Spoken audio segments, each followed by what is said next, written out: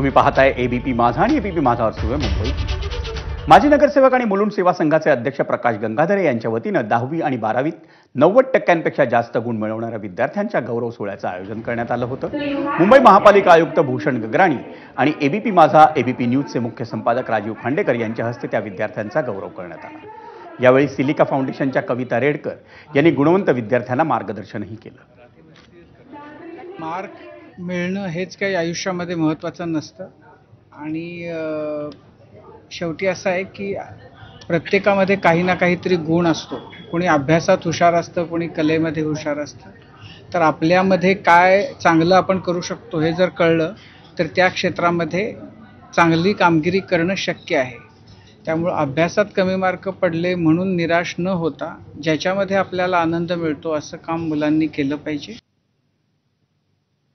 आणि या बातमीनंतर मुंबई ईस्ट वेस्टमध्ये घेऊयात आणखी एक ब्रेक, पण तुम्ही पाहत राहा एबीपी माझा.